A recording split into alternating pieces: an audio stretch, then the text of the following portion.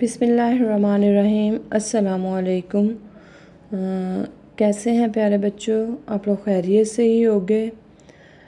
آج ہم گرامر میں اسم صفت کرنے جا رہے ہیں۔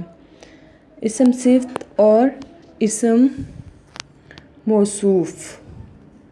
تو پہلے میں آپ کو بتاتی ہوں کہ اسم صفت کیا ہوتا ہے۔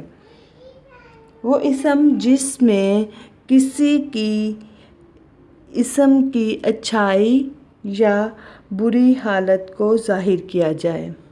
وہ اسم جس میں کسی اسم کی اچھی یا بری حالت کو ظاہر کیا جائے۔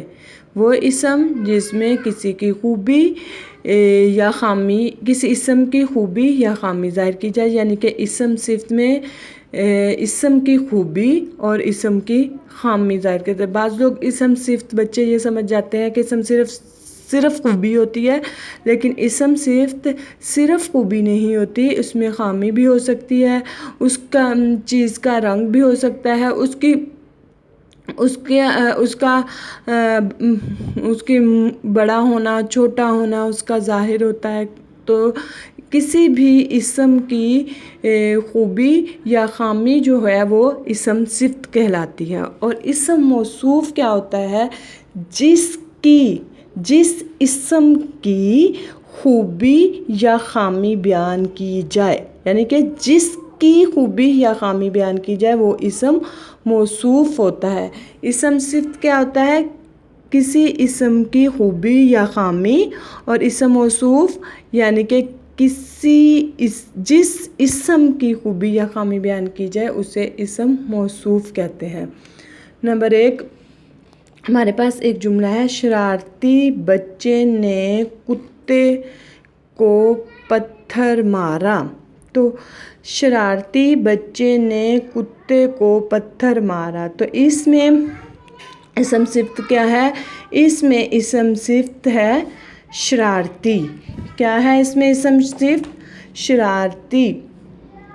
کیونکہ بچے کی شرارتی ہونا اس کی خوبی ہے، اس کی برائی بھی ہو سکتی ہے، تو اس لیے اسم صفت شرارتی ہے۔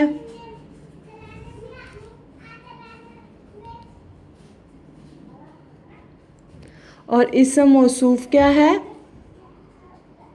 اسم موصوف بچہ، کیونکہ بچے کی خوبی ہے کہ وہ شرارتی ہے۔ کس کی خوبی ہے وہ؟ بچے کی۔ تو شرارتی کیا ہوا؟ اسم صفت، اور بچہ موصوف۔ اسی طرح ہے، کالے بیگ میں ایک پرانی کتاب پڑی تھی۔ جی، کبھی کبھی کسی جملے میں 2 اسم صفت بھی ہو سکتے ہیں اور 2 اسم موصوف بھی ہو سکتے ہیں۔ تو اس میں ہم ڈھونڈتے ہیں کہ اسم صفت کیا ہے۔ اس میں اسم صفت ایک تو کالا ہے اور ایک ہے پرانی۔ اور کالا اسم صفت ہے تو اس کی اسم موصوف کیا ہوگا؟ بیگ۔ کیا ہوگا؟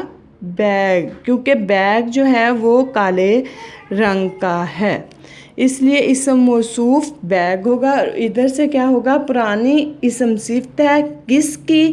کتاب کی، تو کتاب کیا ہو گیا؟ موصوف۔